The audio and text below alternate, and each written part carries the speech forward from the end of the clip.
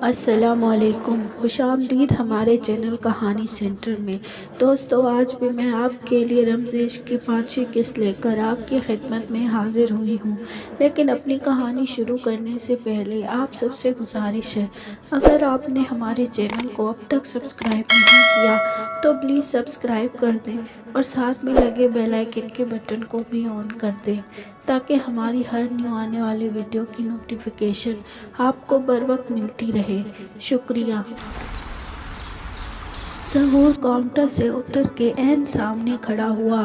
اتوار ٹھیک نہ لگے، ضرور وہ پیسے ہاتھ میں تھمانے کے بہانے کوئی خباثت کرنا چاہتا تھا۔ زارا کے پیر کے تلوؤں تک پسینہ آ گیا۔ مجھے دے دو۔ زین نے ظہور کے ہاتھ سے پیسے یکبارگی لینا چاہے، وہ فرشتے کی طرح وارد ہوا۔ ظہور سخت بدمزاج ہوا۔ زارا کی جان میں جان آئی، پسینہ کچھ خشک ہوا۔ کیوں بھائی، صرف تم ہی صرف حسن کے لشکارے دیکھو، کھلا مال ہے، ہمارا بھی حق ہے۔ زارا کو لگا وہ بھرے بازار میں ننگے سر کھڑی ہے۔ اس سے پہلے کہ آنسو اس کی پلکوں کو باڑ بھگوتے، اس نے ظہور کو مٹی چاٹتے دیکھا۔ زین اسے گھونسا مار چکا تھا۔ بکواس کرتے ہو، جانتے ہو کون ہیں؟ ان کے چچا عرصہ دراز تک مسجد کی خدمت پر مامور رہے ہیں۔ زین دہاڑا۔ ظہور کی آنکھوں میں شرمندگی جھانکی۔ ایک زندہ لڑکی سے زیادہ اینٹ گارے کی عمارت شرم دلانے کو کافی ہو جائے تو وہ معاشرہ کہاں کھڑا ہوتا ہے؟ اپنے پاؤں پر کھڑا تو بہرحال نظر نہیں آتا۔ زین نے ظہور کے بڑھے ہوئے ہاتھ سے پیسے لیے اور زارا کو غصے سے گھورتے ہوئے کہا، چلو۔ اشارہ بشیر انکل کی دکان کی طرف تھا۔ وہ ساتھ چل پڑی۔ تمہیں گھر سے نکلنے کو کون کہتا ہے؟ زین نے خفگی سے پوچھا۔ یہ تم کیسی محبت کرتے ہو مجھ سے؟ رسوا کر کے چھوڑو گے مجھے؟ زارا چڑھائی کو تیار نظر آئی۔ تو کیا کرتا؟ اسے پھولوں کی مالا پہناتا؟ مذاق بنایا ہوا ہے تم نے۔ اٹھ جاؤ تو محبت نہیں ہے، بیٹھ جاؤ تو محبت ہے، لیٹ جاؤ تو محبت نہیں ہے، سو جاؤ تو محبت ہے۔ بڑی عجیب تعریف ہے تمہاری محبت کی۔ ادھر دیکھو میری طرف، میں تم سے محبت کرتا ہوں۔ اف کر دیا تڑپ۔ محبت محبت ہے۔ زین نے باقاعدہ ناراض ہوتے ہوئے اپنے ہاتھوں کو سہلایا۔ جوش میں آ کر مکہ تو مار دیا، لیکن سیدھے اس کے دانت ہاتھ پر لگے۔ پتہ نہیں کس لوہے کا دنداسہ استعمال کرتا ہے ظالم کا بچہ۔ ہاتھ چھیل کر رکھ دیا۔ وہ دل ہی دل میں ظہور کو کوستا، زارا سے ہاتھ چھپاتا، ساتھ ساتھ چلنے لگا۔ وہ دیکھ لیتی تو ہنس پڑتی یا مذاق ہی بن جاتا کہ ٹھیک سے کھڑے ہو کر ایک مکہ بھی نہیں مار سکتے، اور اگر مار ہی لیا تو اب ہاتھ سہلا رہے ہو۔ شبیر انکل بھی اپنی جگہ پر منتظر کھڑے نظر آئے۔ دونوں کو اندر آتا دیکھ کر زارا کی طرف متوجہ ہوئے۔ بچہ جمورا، تم ہمارے پاس آتا، ہم تم کو کرایہ لے دیتا۔ پھر اپنا چہرہ زین کی جانب موڑا۔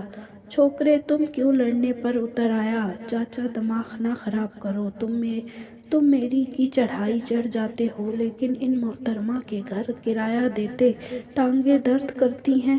ہر مہینے ظہور کا اور اپنا کرایہ خود جا کر دیا کرو، میں دوبارہ اسے بازار میں نہ دیکھوں۔ زین کے الفاظ میں اتنا دبدبا تھا کہ جیسے وہ اس دکان کا مالک ہو اور انکل شبیر اس کے ملازم۔ انکل شبیر بھی اس کے رنگ حیرت سے دیکھتے رہے، پھر زارا کو دیکھ کر لحاظ کر گئے۔ کہنا تو چاہتے تھے، یہ اس دن تم نے ہی منع کیا تھا کہ آپ کی ٹانگیں درد کریں گی، آپ کرایہ دینے نہ چاہیں، میں راستہ سمجھ کر خود لے جاؤں، ورنہ خود آ جائے گی جسے ضرورت ہے۔ لیکن کالی دال نے منہ بند کر دیا، اور تمہیں دوبارہ بازار میں گھومتا ہوا نہ دیکھوں۔ وہ دربار زارا کی طرف کھویا ہوا میرا دماغ خراب ہو گیا تھا جو میں تمہاری بکواس سننے یہاں آ گئی۔ مجھے کرایہ دو، زہرا پیر پٹکتے ہوئے بولی۔ زین نے مسکرا کر اس کی ہوا بھرتی ناک کو دیکھا اور کرایہ آگے کیا۔ زہرا نے تقریباً کرایہ چھینا اور جاتے جاتے پتہ نہیں کیسے اس کا رومال وہیں گر گیا۔ زین نے انکل شبیر سے آنکھ بچاتے ہوئے رومال اٹھایا اور ہنستے ہوئے ہاتھ پر باندھ لیا۔ یقین کیا ہے؟ سایہ ذات ادھوری ہے، سایہ بات ادھوری ہے، سایہ رات ادھوری ہے، سایہ مات ادھوری ہے، دشمن چونکنا ہے لیکن سایہ گھات ادھوری ہے، سایہ رنج ملال بہت، دیوانے بے حال بہت، قدم قدم پر جال بہت، پیار محبت کال بہت، اور اس عالم میں سایہ گزر گئے ہیں سال بہت، سایہ ہر سو درد بہت، موسم موسم سرد بہت، سایہ میرے درد گھٹا، سایہ میرے زخم بجھا، سایہ میرے عیب مٹا، سایہ کوئی نوید سنا، اتنے کالے موسم میں سایہ اپنا آپ دکھا۔ وہ آج بہت خوش تھا۔ وہ اس معاشرے میں سالوں بھی جتا رہتا تو بہتری مشکل تھی، آمدن کم سے کم ہو جاتی اور اخراجات زیادہ سے زیادہ۔ اس کے خیال میں نجات کا ذریعہ یہی تھا کہ وہ اس ملک سے نکل جائے۔ آج اسے یہ موقع ملا تو اس کی خوشی کا کوئی ٹھکانہ نہ رہا۔ اماں میں بہت خوش ہوں، وہ خوشی سے تمتماتا چہرہ لیے گھر میں داخل ہوا۔ اللہ تجھے خوش رکھے، زہرا سے تو نہیں ملوایا تجھے اللہ نے؟ سلطانہ نے اس کی بلائیں لیتے ہوئے پوچھا۔ زہرا سے ہمیشہ کے لیے ملوانے کا بندوبست کر دیا ہے اللہ نے، وہ خوشی سے بولا۔ مطلب کوئی لاٹری نکل آئی؟ سلطانہ اس کا ہاتھ تھام کر بیٹھ گئی۔ اماں باہر ملک کا بندہ ہے، مجھے باہر ملک لے جائے گا، یہاں کے روپے پیسے سے دگنا کماؤں گا، یہاں کے پیسوں کی کیا عزت ہے، وہاں کا پیسہ جب یہاں بدلے گا تو مزید 5 سال پیسے جوڑنے کے بجائے 6 مہینے میں تیری بہو کو لے آؤں گا۔ زین تھوڑا ہچکچایا لیکن سارا مدعا بیان کر ہی دیا۔ زین تجھے پتہ ہے میرا تیرے سوا کوئی نہیں ہے، تو نے جو کرنا ہے یہیں کر، اسی ملک میں کر، تجھے جو رزق ملنا ہے وہ یہاں بھی وہی ملنا ہے اور وہاں بھی وہی ملنا ہے، کرنسیوں کا فرق ہے تو وہ ہوا کرے، خدا کا فرق تو نہیں ہے نا۔ تیری ہر ضد میں نے مانی ہے، اب میری برداشت سے زیادہ نہ آزما مجھے۔ سلطانہ زین کی توقع سے زیادہ سنجیدہ اور ناراض نظر آنے لگی۔ اماں آپ نے ایک بات کی تو اجازت دے دی ہے تو دوسری کی بھی دے دیں، زہرا کو پانے کے لیے صرف اجازت ہی تو کافی نہیں ہے نا، مجھے اس تک پہنچنا بھی ہے، اس تک پہنچنے کا یہی راستہ ہے۔ زین گھٹنوں میں آ کر بیٹھ گیا۔ اگر یہی راستہ ہے تو پھر اسے چھوڑ دے۔ سلطانہ کا دل بھی کہتے ہوئے کانپا۔ وہ کچھ بھی برداشت کر سکتی تھی، بیٹے کی جدائی کیسے برداشت کرتی؟ اس نے زین کا سب سے بڑا خواب توڑنے کی کوشش کی۔ اماں مجھے مرا ہوا دیکھنا چاہتی ہیں؟ زین پر ضد ہوا۔ دیکھ سکتی ہوں، یہ کیسے سوال پوچھ رہا ہے؟ میرا دل ہول رہا ہے، میرا دل نہیں مانتا کہ تجھے جانے دوں۔ تیری بات سنتے ہی میری آدھی سانسیں میرے اندر گھٹ گئی ہیں، مجھے تجھے دیکھنے کے علاوہ کوئی کام نہیں ہوتا، سارا دن تیرے آنے کا انتظار کرتی ہوں، مجھے کیسا انتظار تھما رہا ہے، میں کیسے رہوں گی؟ سلطانہ اپنی بات پر مصرر رہیں۔ اماں اگر پیسے زیادہ کمانے ہیں تو مجھے باہر جانے بھیجنا ہوگا، مانا خدا ایک ہے لیکن امان کے ریال کا مقابلہ کسی بھی صورت پاکستان کے روپے سے نہیں کیا جا سکتا۔ ماں کو سائیکل کے لیے کی جانے والی ضد یاد آئی، تب بھی ماں نے ہتھیار ڈالے تھے۔ مائیں بھی کبھی بیٹوں سے جیتتی ہیں؟ جیت ہی نہیں سکتی۔ مائیں جو ہوتی ہیں جا تیرا رب راکھا، میں کیا کر سکتی ہوں، ہٹ پیچھے، تجھے روٹی لا کر دوں۔ سلطانہ اسے ہٹا کر چولہے کے پاس گئی۔ اسے امید تھی کہ زین پیچھے سے آئے گا، گلے میں بازو ڈال کر کہے گا، اچھا اب نہیں جاتا، اب نہیں کہتا، میں خود بھی تو تیرے بغیر نہیں رہ سکتا۔ لیکن اس دن پہلی بار سلطانہ کی امید ٹوٹی۔ زین اس دن پہلی بار اپنی بات سے نہیں ہٹا۔ واقعی زندگی میں بہت سی چیزیں، بہت سی باتیں پہلی بار ہوتی ہیں اور بہت مشکل سے برداشت ہوتی ہیں۔ بعض اوقات انجام تک پہنچتے پہنچتے یہ سب چیزیں اتنی بھیانک ہو جاتی ہیں کہ انسان کے کبھی نہ ہونے کے لیے کاش کاش کرتا رہ جاتا ہے۔ فلک نے معصوم پرندوں کی من مانی پرواز کو بے حوصلہ آنکھوں سے دیکھا۔ ریڑھی والا مکمل سر لگا کر اپنی سبزی بیچنے کی کوشش کر رہا تھا۔ زہرا نے مکمل کان لگا کر سنا تو بھینڈی توری کی آواز آئی۔ وہ فوراً دروازہ کھول کر باہر آ گئی، سبزی والے سے سبزی لی۔ گلی سنسان تھی۔ ان گرمیوں میں انسان کو یا زمین کھا جاتی ہے یا آسمان باقی ماندوں کو گھر نگل لیتے ہیں۔ گلی کے سینے پہ کوئی مونگ دلتا دکھائی نہیں دیا۔ سبزی والے کے پاس دھنیا، سبز مرچیں، پودینہ، ٹماٹر، پیاز بھی نظر آیا۔ زہرا نے سب خرید لیا۔ شاپر دروازے میں رکھتی گئی۔ سبزی والے کا حساب چکتا کیا۔ وہ زہرا آگے بڑھا تو پہلے 2 لفافے لے کر باورچی خانے میں رکھے، پھر باہر گئی، مزید شاپر اٹھائے اور انہیں بھی لا کر باورچی خانے میں رکھا۔ واپس دروازہ بند کرنے آئی تو دروازہ پہلے سے بند تھا اور زین سامنے کھڑا تھا۔ زہرا اسے دیکھ کر سہم گئی۔ بدلہ لینے آئے ہو؟ زہرا نے ڈر پر قابو رکھ کر اسے پوچھا۔ بدلے تم سے لے ہی نہیں سکتا، میرے پاس تمہارے جیسے نمکین نقش تو ہیں نہیں جن کی آنکھیں چکھنے کے بعد کسی اور شے کو دیکھنے سے منکر ہو جاتی ہیں۔ میرے بال بھی تمہاری زلفوں جیسے نہیں جنہیں دیکھ کر دل ان کی چھاؤں میں عمر بتانے کا سوچے۔ میری موجودگی تمہاری موجودگی کی طرح سترنگی پھول نہیں کھلاتی۔ جیسے تمہیں دیکھ کر میرے دل میں کلیاں چٹکنے لگتی ہیں، ویسے تمہارے دل کی دہلیز پہ روشنی کی کرنیں دستک نہیں دیتی۔ میں آپ کا غلام، میری اتنی مجال کہ ملکہ عالیہ سے بدلہ لوں؟ ویسے کس بدلے کی بات کر رہی ہو؟ اس نے قریب ہوتے ہوئے جان نثاری سے کہا۔ زہرا 2 قدم پیچھے ہوئی۔ وہ جو اس دن دکان میں ہوا؟ ہاں، اس کا بدلہ لینا تو بنتا ہے، لیکن کیا یاد کرو گی؟ معاف کرتا ہوں، زین متضاد بیان دیتا 2 قدم مزید اس کی طرف بڑھانے لگا۔ اس گھر میں یوں آنے کی جرأت کوئی نہیں کر سکتا تھا، لیکن وہ کوئی اور نہیں تھا، وہ زین تھا۔ ہیلو، میں نے معافی نہیں مانگی۔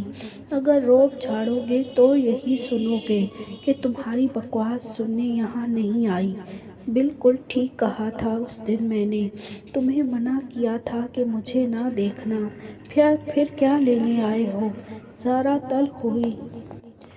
آج تو اس لیے آیا ہوں کہ تم مجھے دیکھ لو۔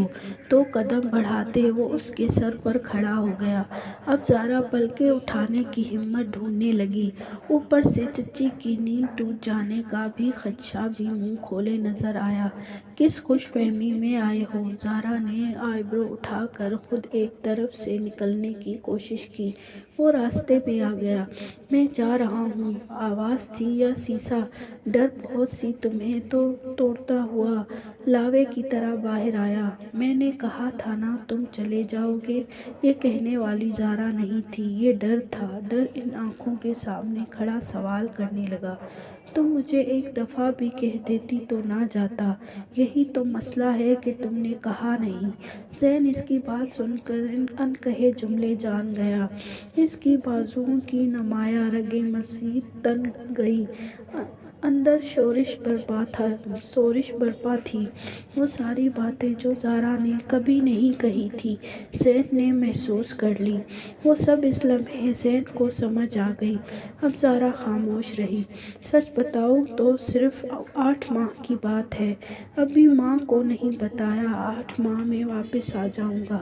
تمہیں یہیں اپنا منتظر دیکھنا چاہتا ہوں۔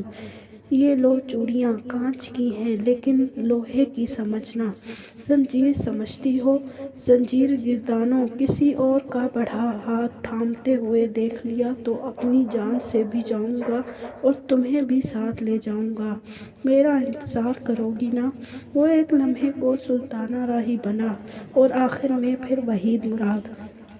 اسے الوداع کہنا زین کو بہت مشکل لگ رہا تھا۔ اسے خود اپنی باتوں کی سمجھ نہیں آ رہی تھی۔ محبت کیسے روپ بدلتی ہے، کبھی ملکیت جتانے لگتی ہے، کبھی پیروں میں لوٹتی ہے۔ محبت بس تجدید مانگتی ہے، یقین مانگتی ہے، اپنے ہونے کا احساس مانگتی ہے۔ محبت چاہتی ہے کہ محبوب محبت پہن لے، محبت اوڑھ لے، محبت کی زبان میں بات کرے، محبت لکھے، محبت پڑھے، محبت سمجھے، محبت کا راگ الاپے، محبت آنکھوں میں بینائی بن کر اترے، محبت آواز میں سوز بن کر نکھرے، محبت جھلا کر دے اور اس سارے جھلے پن کی بے قراریوں کو بیان کرنے میں لمحے کم لگنے لگ جاتے ہیں۔ سارا نے بامشکل اپنے دل کی بدتمیزیوں سے منہ چھپایا اور اسے گھور کر دیکھا۔ تمہیں لگتا ہے میں تمہارا انتظار کروں گی؟ اپنا اندازہ دیکھا ہے محبت میں جبر کیسا؟ محبت کے بے قاعدے نہ پڑھایا کرو، اپنے اندر کی استانی سے چھٹکارا پاؤ، بیوی بننے کی تیاری کرو، ہاتھ بڑھاؤ اور محبت تھام لو۔ زین نے اس کا ہاتھ کھینچ کر اپنی طرف کیا۔ وہ اب اس کے ہاتھ میں کانچ کی کالی چوڑیاں پہنانے لگا۔ گرمی سے بہہ نکلنے والے پسینے میں ایسی ٹھنڈک سمٹ آئی کہ شبنم گمان ہونے لگا۔ زارا ہاتھ نہ کھینچ سکی، وہ آرام سے کلائی تھامے چوڑیاں پہناتا رہا۔ ایک آنسو زارا کی بائیں آنکھ سے نکلا، گال پر پھیلا۔ زین نے انگلی کی پوریاں چنا۔ یہ آنکھ لیک تو نہیں کرتی؟ اس نے مذاق کرنے کی بھونڈی سی کوشش کی۔ دونوں میں سے کوئی ایک بھی نہیں ہنسا۔ اللہ انتظار کروائے گا اور پھر اللہ ہی ملوائے گا۔ زین نے زارا کے ہاتھ کی پشت تھپکی اور باہر نکل گیا۔ وہ کچھ لمحے بھی اور ٹھہرتا تو پتھر کا ہو جاتا۔ یہ لڑکی اپنی سادگی میں بھی اسے امتحان میں مبتلا کر دیتی تھی۔ روشنی جب جاتی ہے تو کیسا اندھیرا چھوڑ جاتی ہے۔ زارا کو آج وہ اندھیرا نظر آیا، کوئی سانپ تھا جس کا پھن دماغ میں پھنکارنے لگا۔ اس نے ڈر کو تسلی دینے کی کوشش کی، لیکن محبت سے یقین تک کے سفر میں آنے والی آزمائشیں نے سب کچھ اپنی لپٹ میں لے لیا۔ خاموشی ناچتی رہی، ڈر پھنکارتا رہا، محبت سر اٹھانے کی کوشش کرتی رہی اور یقین سر پٹکتا رہا۔ وہ آیا ہی کیوں تھا میری زندگی میں؟ وہ یہ سوال کرتی جاگتی اور یہی سوال کرتی سو جاتی۔ اس کی باتوں میں یہ سوال کانٹا بن کر چبھ گیا۔ تکلیف کے احساس سے وہ سوئی جاگی سی ہو گئی۔ اس کی کالی آنکھوں میں وحشت کے سائے ناچنے لگے۔ زلفیں جنہیں وہ بادل کہہ کر گر گیا تھا، اس سوال کی باز گشت سے اڑنے والی خاک سے اٹھ گئیں۔ وہ اس کو آخری دفعہ نہیں کہہ سکی تھی کہ وہ اسے اچھا لگتا ہے، لیکن اس کے باوجود تھوڑا سا اظہار اس بے حوصلہ آنسوؤں نے کر ہی دیا تھا۔ کیا اس بے حوصلہ آنسوؤں نے مجھے بے مول تو نہیں کر دیا؟ میرا یہ آنسو اس کو مغرور تو نہیں کر دے گا؟ مغرور تو کبھی واپسی کے راستوں پہ قدم نہیں رکھتے، خود ہی سوال کرتے ہیں اور خود ہی جواب دیتے ہیں۔ وہ اپنی لٹ کو سلجھانا بھولنے لگی۔ 5 مہینے گزر گئے تھے انتظار کرتے کرتے۔ کشور چچی کافی حد تک بہتر ہو گئیں۔ معالج کی ادویات نے کام دکھایا اور باقی کسر دواؤں نے نکال دی، پھر بھی احتیاط لازمی تھی۔ ان کو دوبارہ اٹیک ہونے کا خطرہ تھا۔ ان کے بہتر ہونے سے زارا کو وقت ملا اور یہ وقت ہی تو مصیبت بنا، کٹتا ہی نہیں تھا۔ زارا روز سیڑھیوں پہ بیٹھ کر اپنی چوڑیاں گنتی۔ پوری 36 تھیں۔ اس نے جب بھی گنی وہ 36 ہی رہیں۔ ایک دن سیڑھیوں سے صفائی کرتے ہوئے وہ ڈگمگائی۔ ایک بازو نے نیچے لگنا تھا، اگر دایاں بازو نیچے لگتا تو چوڑیاں ٹوٹ جاتی۔ وہ بائیں بازو کے سہارے گری اور بازو چھل گئی۔ لیکن وہ خوش تھی کہ 36 چوڑیاں پوری نہیں۔ آخر چھٹے مہینے کسلمدی نے اپنی زنجیریں خود ہی توڑیں۔ زارا اپنی فطرت میں جاگ اٹھی، شوق کی سرمستی سے محفوظ ہوتی رہی۔ اس نے مہندی کھولی، اپنے بال رنگے کہ دھوپ میں چمک اٹھی۔ وہ ہمیشہ دھوپ میں سائے کی طرح ہی تو ملا کرتا تھا۔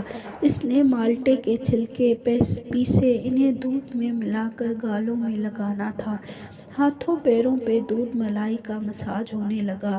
اماں کے صندوق سے 2 نئے جوڑے نکال کر سی لیے۔ پتہ نہیں کرنے کو اتنے کام کہاں سے نکل آئے۔ 8واں مہینہ بھی سر پر آ گیا۔ وہ تیار تھی، مکمل تیار۔ اس کے انتظار نے اشتیاق کا لباس پہن لیا۔ کسی کے اس شہر میں ہونے سے ہوا میں آکسیجن کی مقدار بڑھ جاتی ہے۔ زارا کو ایسے سارے غیر منطقی فلسفے ان مہینوں میں سمجھ آ گئے۔ نہیں سمجھ میں آیا تو صرف یہ کہ آخری مہینہ کیسے گزرے گا۔ اس کے کرنے کو کچھ بھی نہیں بچا تھا، کیونکہ وہ تو تیار تھی، مکمل تیار۔ 8 ماہ 12 ماہ میں بدل گئے اور پھر 6 ماہ اور گزر گئے۔ وہ زندہ لاش بن گئی۔ اس کے سجدے طویل تر ہوتے گئے۔ انتظار نے اس کے اندر سے زندگی کی ساری رمق چوس لی، لیکن وہ پھر بھی واپس نہیں آیا تھا۔ اسے گئے ہوئے 1.5 سال ہو گیا تھا۔ اس نے صرف 8 ماہ کا کہا تھا، اور اب 1.5 سال بعد بھی وہ یہاں نہیں تھا۔ وہ کہاں تھا، کسی کو معلوم نہیں تھا۔ بے رونق زندگی اپنا کرخت چہرہ لیے نظر آئی۔ زارا کو ہر صورت جینا ہی تھا۔ کشور چچی تقریباً مکمل ٹھیک ہو گئی تھیں۔ وہ چلتی پھرتی صحن میں نظر آتی۔ ان کے پاس کہنے کو لفظ تھے، لیکن ڈالنے کو رعب باقی نہ رہا۔ زارا کو چپ کھا گئی۔ وہ خاموش پورے گھر میں چکر کاٹتی، گھر کے سارے کام کرتی، لیکن منہ سے لفظ نکالتے اور نہ سنتے والی سماعت نہ پہچان پاتی، کیونکہ آواز سنے عرصے گزر چکا تھا۔ وہ جو سوٹ اس نے سلوا لیے تھے، وہ فقیرنی کو دے دیے۔ جواب میں خوش رہنے کی دعا ملی۔ وہ اس دعا کو کیا کرتی، کس پلڑے میں رکھتی، اس کے پاس کوئی ترازو نہیں تھا۔ وہ آنکھیں بنجر ہو گئی تھیں۔ آنکھوں کے نیچے اتنے بڑے بڑے گڑھے ہو گئے کہ شیخ پڑتا کسی قبر میں سے تعلق رہا ہے۔ ہاں، یادوں کی قبر ہی تو تھی جو روز پکارتی تھی۔ کالی چوڑیاں وہ اتار دینا چاہتی تھی، مگر کوئی لمس اسے جکڑ لیتا۔ دروازے کے پاس کھڑی ہوتی تو یاد آتا، میں اس لیے آیا ہوں کہ تم مجھے دیکھ لو۔ ذہن کے نقش نمکین نہیں تھے، لیکن شہد آنکھوں کا مرہم۔ روتا ہوا جسے ڈھونڈتا رہا۔ اس کی آواز واقعی دل پہ دستک نہ دیتی، بلکہ حکومت کرتی۔ اس کی موجودگی آپ اتنی قوی تھی کہ کوئی اور خیال سامنے نہ آتا۔ اس کی ساری مثالوں کے جواب ڈھونڈ لیے تھے، لیکن وہ خود مجسم سوال بن کر کہیں روح پوش ہو گیا تھا۔ وہ انتظار کی سولی پر ٹانگ گیا تھا۔ زندگی اس کے بغیر کیا تھی؟ کچھ نہیں، ایک غلط نقطے کے سوا کچھ بھی نہیں۔ وہ ابھی سامنے آئے گا اور ہاتھ باندھ کے قریب آنا شروع ہو جائے گا، لیکن وہ خوابوں میں بھی گھومتا پھرتا نظر نہ آتا۔ اس کا دل چاہتا کہ وہ سلطانہ آنٹی کے گھر جائے، اس کی کوئی خیر خبر لائے، لیکن یہ کوئی کہانی تو تھی نہیں کہ وہ اسے گلے لگا لیتی۔ نہ ہی وہ محبت کے نام پہ زندہ انسانوں کے درمیان معاشرتی ضوابط سے ہٹ کر کوئی کام کر سکتی تھی۔ وہ صرف اس کو سوچنے جاتی، یاد کرتی رہتی۔ وہ لڑکی تھی، بس یہی کر سکتی تھی۔ چھت پر جاتی اور باجرے کو مٹی کے ٹوٹے مرتبان میں ڈالتی۔ کہاں چلا گیا ہے وہ؟ کہیں روٹھ تو نہیں گیا؟ اگر روٹھ گیا ہے تو میں اسے کیسے مناؤں گی؟ میں کیا کروں گی؟ میں کس حد تک جاؤں گی؟ وہ خود سے سوال پوچھتی رہی۔ وہ اپنے ملک کو، اپنی پہچان کو دھتکار کر یہاں آیا تھا۔ ایجنٹ کے کہنے میں آ کر اس نے صرف 40,000 میں اپنے وطن سے جدائی خریدی تھی۔ ایک کشتی میں اس جیسے 20 اور مسافر بھی تھے، غیر قانونی طور پر ریال کمانے کے خواب لیے بیٹھے تھے۔ جو ہی کشتی پاکستانی ساحل کی نظروں سے اوجھل ہوئی، ایجنٹ کا رویہ بدلتا گیا۔ ایجنٹ کی شکل پہلے ہی خرقت سی تھی۔ تھی۔ اب اس کی حرکتگی میں کچھ نحوست سی ڈر آئی۔ ایجنٹ نے اپنا نام پرویز بتایا تھا۔ پرویز کا رویہ ان کے ساتھ حاکموں جیسا ہونے لگا۔ وہ ان سب کو حقائق سے واقف کروانے لگا۔ آج کل سرحد پر سختی بہت ہے، میرے احکام مانو گے تو زندہ رہو گے، ورنہ عمان کی پولیس کے ہاتھ چڑھ گئے تو یہیں مرکب جاؤ گے۔ 20 کے 20 مسافر اس جیسے تھے، نوجوان ڈرے ہوئے، سہمے ورغلائے ہوئے چہرے لیے اپنی اپنی ماں کے۔ زین کو یہ محاورہ ان کی بیزار شکلوں پہ صادق آتا دکھائی دیا کہ اپنی گلی میں کتا بھی شیر ہوتا ہے۔ ان لہروں کی طغیانی کہیں سے آئینہ چرا کر لاتی اور زین کے سامنے رکھا جاتا تو وہ اپنی ہکا بکا شکل دیکھ کر کبھی پہچان نہ پاتا کہ یہ وہی زین ہے جو کسی دوسرے سے ایک ہی گھونسے میں مٹی چٹوا سکتا تھا۔ یہ تقریباً رات کا آدھا پہر بیت جانے کے بعد کے لمحے تھے جب کشتی میں غیر معمولی سرسراہٹیں ہوئیں۔ ان سرسراہٹوں نے خوابیدہ اعصاب کے زین کو جھنجھوڑ کر جھکا دیا۔ زین دبے قدموں کشتی کے دوسرے کونے میں جانے کی کوشش کرنے لگا، جہاں سرگوشیاں مسلسل سرسراہٹوں میں تبدیل ہو رہی تھیں۔ اس سے پہلے کہ وہ کسی آواز کا سرا پکڑتا، ایک بلند آواز نمایاں ہوئی، اٹھو اٹھو سب اٹھو، میرے ایک ساتھی کی کشتی پکڑی گئی ہے، اس میں بھی تم جیسے 10 کھامر سوار تھے۔ اب بتاؤ، اگر سرحد پہ جا کر قربان ہونا ہے تو یہیں تمہیں مار دوں۔ بلند آواز پرویز کی تھی اور باقی کی دہشت اس کے ہاتھ میں پکڑی رائفل نے پھیلا دی۔ ان مسکینوں کی نیند کے نشے میں ڈوبی آنکھیں کھلیں۔ یہ خبر سن کر کھلی کی کھلی ہی رہ گئیں۔ ڈر اور دہشت سے ان کی آنکھیں لرزنے لگیں اور وہ ایک دوسرے کے پیچھے چھپنے کی کوشش کرنے لگے۔ اگر پرویز اکیلا ہوتا تو شاید یہ حال نہ ہوتا۔ اس جیسی کرخت شکل، لمبے قد اور چوڑے شانوں والے 5 ساتھی مزید کشتی پہ اپنی رائفلز کے ساتھ موجود تھے۔ جب ڈر اور دہشت نے اپنے پر اچھی طرح پھیلا دیے تو پرویز رائفل کی نالی نیچے کرتے ہوئے بولا، میں بھی تم لوگوں کو مارنا نہیں چاہتا۔ افنان ایسی آن پڑی ہے کہ کچھ مہینے تم لوگوں کے ہمارے اڈے پہ رہنا پڑے گا۔ ہمارا اڈا تم لوگوں کے لیے محفوظ ہے، جو ہی حالات بہتر ہوں گے تم لوگوں کو آواز کر دیا جائے گا۔ اس حکم کو جاری کرنے کے بعد انہیں ایک کشتی سے دوسری کشتی میں منتقل کیا گیا۔ منتقل کرنے کے بعد انہیں جو کھانا ملا وہ بندوق کے نشانے پہ کھلایا گیا۔ کھانے کے بعد انہیں کوئی ہوش نہیں رہا۔ جب ہوش آیا تو وہ صندوق نما بیرک میں تھے۔ عمان اور پاکستان کے درمیان تعلقات بہت اچھے ہیں۔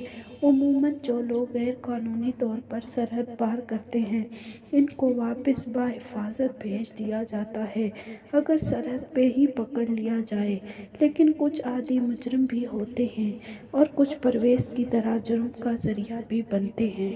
ایسے لوگوں کو تمام ریکارڈ پہلے سے موجود ہوتا ہے، کیونکہ وہ اس دھندے میں رنگ بھرتے بھرتے اکثر ہی شکنجے میں آ جاتے ہیں۔ ایسے عادی مجرموں کے لیے کوئی رعایت نہیں ہوتی۔ ایسے لوگوں کا تمام ریکارڈ پہلے سے موجود ہوتا ہے، کیونکہ وہ اس دھندے میں رنگ بھرتے بھرتے اکثر ہی شکنجے میں آ جاتے ہیں۔ ایسے عادی مجرموں کے لیے کوئی رعایت نہیں ہوتی۔ پرویز اگر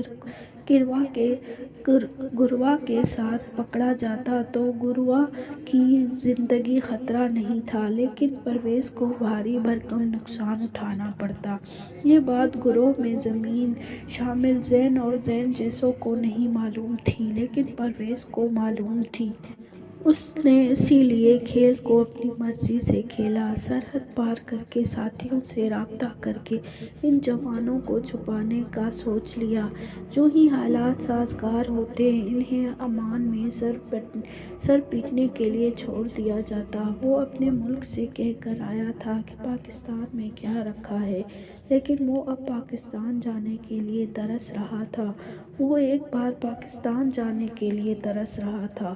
تیری ہر ایک نشانی جھوٹی تیری یادوں کو مٹا دینا ہے، چہچہائے نہ کوئی آنگن میں سب پرندوں کو اڑا دینا ہے، اب بسیرا نہ کریں وہ نازی آخر پیڑ گرا دینا ہے۔ وہ کشور چچی کے کہنے پر لاہور آئی تھی داتا دربار میں تو اللہ سے دعا مانگنے کے لیے۔ کشور چچی آگے بڑھ گئی تھی، دعا مانگنے کے لیے وہ سسک رہی تھی۔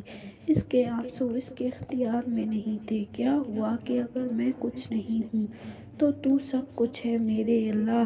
کیا ہوا کہ میرا کوئی اختیار نہیں؟ تیرے اختیار میں تو سب کچھ ہے اللہ۔ کیا ہوا کہ میں کچھ نہیں کر سکتی؟ اس کائنات کا ہر ایک ذرہ تیرے کن فیکون کا نتیجہ ہے اللہ۔ کیا ہوا کہ اگر میں فانی ہوں تو ہمیشہ سے ہے، ہمیشہ تک رہے گا اللہ۔ کیا ہوا کہ میں مانگنے کا سلیقہ سیکھتی ہوں اور پھر بھول جاتی ہوں تو مجھے ہر پل یاد رکھتا ہے اور بن مانگے نواز دیتا ہے۔ اللہ اے اس دنیا اور آخرت کے مالک، میں تیری عظمت و بزرگی کی تسلیم کرتی ہوں۔ میں اپنے دل کو بے چینی بے کلی کو تیرے حوالے کرتی ہوں۔ نہ میرا اس سلسلے کی شروعات بے اختیار تھا، نہ میں اس سکونی سے نجات پانے میں قادر ہوں۔ اپنا آپ وہ قادر مطلق کو سونپ کر ہچکیاں لے لے کر رو رہی تھی۔ اس کے آنسو تہجد کے وقت کی خاموشی میں رنگیں رینگتے چلے جا رہے تھے۔ بادلوں کی اوٹ سے چاند نے خود کو ظاہر کیا، وہ چاندنی میں نہا گئی۔ قریب ہی لگا پیڑ من موجی ہوا کی اٹکلیوں سے لطف اندوز ہوتے زمین چومنے لگا۔ ہلکورے لیتا وجود سجدے میں پڑے ہوئے نیند کی آغوش میں چلا گیا۔ صبح اس کی آنکھ کسی جگانے پر کھلی تھی۔ اس نے حیران نظروں سے سامنے دیکھا، وہ وہیں تھی اور اس کے سامنے کھڑی تھی۔ ایک وقت تھا کہ وہ اس سے بات بھی کرنا پسند نہیں کرتی تھی اور اس کا غرور خاکستر ہو کر اس کے عین سامنے راکھ کا ڈھیر بنا ہوا تھا۔ اس کی آنکھیں بتا رہی تھی کہ وہ بات کرنے کو ترس رہی ہے، لیکن اس کا حلیہ کسی کو اس کے پاس بھٹکنے نہیں دے رہا تھا۔ زہرا پوچھنا چاہتی تھی کہ تم یہاں کیسے، لیکن نہیں پوچھ سکی۔ زہرا نے اسے کشور چچی سے ملوانا چاہا، لیکن نشا نے ہاتھ جوڑ دیے۔ وہ ایسا بالکل نہیں چاہتی تھی اور پھر وہ ہاتھ جوڑے ہوئے ایک لمحے میں غائب ہو گئی۔ زہرا اس کو ڈھونڈتی رہی لیکن وہ کہیں نہ ملی۔ اس نے کشور چچی کو بھی نہ بتایا کہ دینے کو کوئی ثبوت نہ تھا۔ اگلے دن وہیں اس کی گود میں کوئی کاغذ ڈال گیا۔ زہرا نے بے حد وحشت سے دیکھا تو وہی نیلی چادر کا سایہ لہرایا جو نشا نے اوڑھی ہوئی تھی۔ اس نے چاہا کہ وہ اٹھ کر پیچھے جائے لیکن نہیں جا سکی۔ کشور چچی کی ایک بچپن کی سہیلی لاہور میں مل گئی۔ زہرا کا تعارف نشا کے طور پر ہی ہوا۔ انہیں یہی بتایا گیا کہ یہ نشا ہے۔ بعد میں نام زہرا رکھ دیا تھا کیونکہ نشا کی پیدائش سے وہ خاتون واقف تھی۔ ناہید آنٹی نیک خاتون تھی، فوراً گھل مل گئی، اپنے ساتھ اپنے گھر لے گئی۔ سعودی عرب میں ایک اسکول میں نان ٹیچنگ اسٹاف کی ضرورت ہے، اپنی بیٹی کو لے جاؤ، یہاں رہنا ہے یا وہاں، تمہارے لیے ایک برابر ہے۔ ناہید آنٹی نے تجویز دی، اپنی ایسی قسمت کہاں کہ ہمیں وہ ملک دیکھنے کو ملے۔ زہرا آنٹی کی بات پر ہنس دی، یہاں تو ایک انسان نہیں ملتا اور رب اپنے پاس بلائے کہاں ممکن ہے۔ خیر طے یہ ہوا کہ زہرا اکیلی انٹرویو وغیرہ دینے جائے گی۔ اگر تمام معاملات بخوبی حل ہو گئے تو پھر کشور چچی کو بھی اپنے پاس بلا لے گی۔ ابھی سب زاویوں سے اس بات کو نہ جانچا ہی رہا تھا کہ سب کی آنکھ بچا کر زہرا کمرے سے باہر نکل آئی۔ دوسرے کمرے میں جا کر دروازے کی اوٹ میں ہو کر نشا کا دیا ہوا کاغذ کھولا۔ زہرا، کچھ بھی ہو جائے مگر بیٹی کو گھر سے بھاگ کر نہیں جانا چاہیے۔ شاید یہ ایک ہی لائن کافی ہے تمہیں میرا حال سمجھانے کے لیے۔ مجھے چاہیے تھا میں کاشف کو گھر بلاتی، زیادہ سے زیادہ کیا ہو جاتا، منع ہی کر دیتے، وہ پھر آ جاتا، لیکن میں رخصت باپ کی دعاؤں میں ہی ہوتی۔ مجھے تیسرے روز ہی خبر مل گئی تھی کہ ابا دنیا چھوڑ گئے ہیں۔ اس کے بعد کاشف کا اور میرے اندر گلٹ سارے گھر میں پھیل گیا۔ وہ مجھے کہتے رہے کہ گھر جاؤ، آنٹی سے مل آؤ۔ اگر میں گھر آتی تو مجھے کوئی بھی قبول نہ کرتا۔ اماں کے غصے سے واقف تھی، میں ضد کر کے شہر ہی چھوڑ آئی۔ جانتی ہو، مہینہ ہی گزر جاتا ہے کہ کاشف کی ٹانگ ٹوٹ گئی۔ پھر انہوں نے لاہور آنے کی خواہش کی۔ وہ دادا دربار آنا چاہتے تھے۔ میں سوچتی ہوں کہ اگر وہ یہ خواہش نہ کرتے تو میں اپنی ماں کو ایک دفعہ اور کیسے دیکھتی۔ میں آج لاہور میں اس لیے ہوں کہ وہ مجھے لاہور ہی میں چھوڑ کر گئے۔ تمہیں زندگی میں رشتے نہیں ملے، یا یوں کہہ لو کہ کم ملے، تم نے ان سے سمجھوتا کر لیا۔ میرا دکھ یہ ہے کہ مجھے رشتے بہت ملے، اور جب مجھے ان کی قدر آئی یا ان کی موجودگی کا احساس ہوا، وہ مجھ سے بچھڑ گئے۔ گھر سے نکلنے سے پہلے ابا کو دیکھنا آخری مرتبہ کا دیکھنا ثابت ہوا۔ جب کاشف کی ٹانگ ٹوٹی تو وہ سخت دل برداشتہ ہو گئے، زندگی سے مایوس ہو گئے۔ میں نے لاکھ کہا کہ میں آپ کی لاٹھی بنوں گی، لیکن وہ دل چھوڑ بیٹھے۔ ایک عام سے دن، معمولی سے دل کے درد کے بعد فوت ہو گئے۔ جانتی ہو کیا ہوا تھا انہیں؟ صرف ہارٹ اٹیک۔ وہ شخص جو کہتا تھا میں نے اپنا دل تمہیں دے دیا، وہ مجھ سے جھوٹ کہتا تھا۔ اس نے مجھے دل دیا ہوتا تو کیا دل کے اٹیک سے مرتا؟ اگر مجھے دل دیتا تو کیا میں اسے سنبھال کر نہ رکھتی؟ اگر دل میرے پاس ہوتا تو کیا اس شخص کو درد محسوس ہوتا؟ میری محبت کے دامن میں اس کے دل کو کچھ ہو سکتا تھا؟ وہ شخص جس کے لیے میں نے اپنی زندگی تیاگ دی، اپنا گھر چھوڑ دیا، وہ مجھے چھوڑ گیا۔ میں بھول گئی کہ وہ شخص بھی انسان ہے، خدا تو ہے نہیں کہ میں اس سے ہمیشہ ساتھ نبھانے کی توقع کرتی۔ یہ اللہ ہی ہے جو مجھے نواز رہا ہے کہ جب مجھے وہاں ہونا چاہیے جہاں تم ہو اور میں وہاں نہیں ہوں، تو 2 وقت کی روٹی مل جانا نواز جانا ہی ہوتا ہے۔ اللہ نے میرے سارے گناہوں کے بعد بھی، میری خطاؤں کے بعد بھی مجھے بھوکے پیٹ سونے نہیں دیا۔ تمہیں مزار کے اندر اماں کے ساتھ داخل ہوتے دیکھا، ایک دم دل چاہا دوڑ کر آؤں اور اماں کے گلے لگ جاؤں، انہیں بتاؤں کہ گھر سے بھاگنے والی ابھاگن ہی رہتی ہیں، وہ کبھی سہاگن نہیں بنتی، وہ جیت گئی ہیں اور میں ہار گئی ہوں۔ پھر سوچا ان کے سینے میں ماں کا دل دھڑکتا ہے، مجھے سینے سے لگا بھی لیں گی، لیکن دکھوں ابھی وہ مطمئن ہوں گی کہ میں انہیں اپنی خوشی کے لیے چھوڑ گئی۔ میں شاید خوش ہوں، یہ خیال انہیں مطمئن رکھتا ہوگا، اور وہ جب مجھے یوں ملی چادر میں دیکھیں گی تو 1000 بددعائیں بے شک دیں، ان کا دل میری تکلیف نہ تڑپے گا، وہ مجھے یوں دیکھ کر برداشت نہیں کر سکیں گی، اور اب میں مزید تکلیف انہیں نہیں دے سکتی۔ میں نے جنت کا دروازہ اپنے ہاتھوں سے بند کر دیا، میں نے جنت کے ہوتے ہوئے جنت گنوا دی، تم نے جنت کھو کر جنت کما لی۔ تمہیں اللہ کا واسطہ ہے اماں کو میرا حال کبھی نہ بتانا، اللہ تمہاری نیکیاں قبول کرے۔ فقط قسمت کی ماری نشا۔ چرمرائے کاغذ کے زارا نے ٹکڑے کیے اور اسے قریبی آیتوں کے شہد ہوئے صفحات والے باکس میں ڈال دیا۔ وہ اس زارا کو آنٹی تک منتقل کرتی تو شاید برسوں بعد کمایا ہوا اعتبار کا لمحہ کھو بیٹھتی۔ تھوڑی دیر بعد وہ کشور آنٹی کے پاس تھی۔ اسے آج ایک کہانی کا انجام پتہ چلا تھا۔ اس کا دل پورے زور سے دھڑکا کہ ہم عقیدہ آخرت کو لازمی رکن مان کر حساب سے نظریں کیوں ہٹا لیتے ہیں؟ ضروری تو نہیں کہ سب اعمال کی بوجھ مرنے کے بعد دوبارہ ہی جی اٹھنے پہ ہی ہو۔ معجزہ کیا ہے؟ محبت معجزہ کوئی، محبت دل کے پنوں پر لکھی ایک نہ نظم ہو جیسے مدر سی 7 سروں میں سمیٹی، راحت میں کہیں کوئی غزل جیسے۔ محبت کا سفراغ سحم سے آغاز ہوتا ہے، یقین کی منزل سے ہوتے ہوتے دل اچکتا ہے۔ یہ کامل ہو تو جان تو کیا، یہ جان کی جاں بھی لیتا ہے۔ یقین ایسا جو جیوں کے گھٹن پر ہر آزمائش میں پنپتا ہے، مگر پھر بھی محبت کی کہانی کا کوئی انجام جو ہوتا ہے تو وہ ہے معجزہ کوئی، محبت کا معجزہ کوئی۔ اس کی آنکھ پانی کے قطروں سے کھلی جو اس کے چہرے پر مسلسل پڑ رہے تھے۔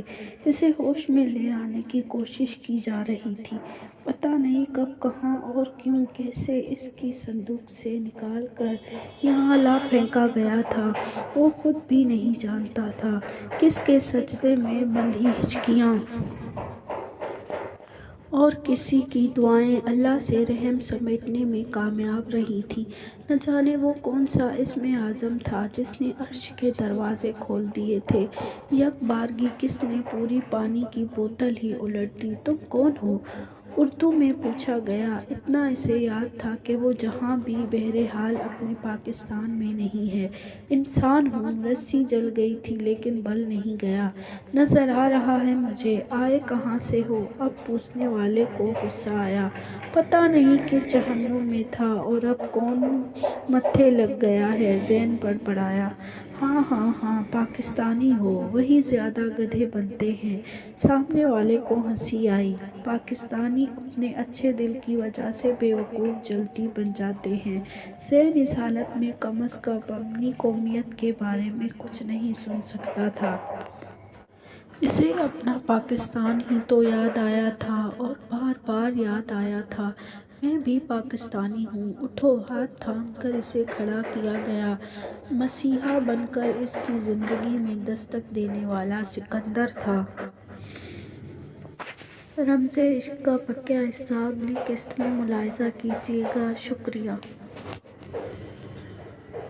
السلام علیکم۔ خوش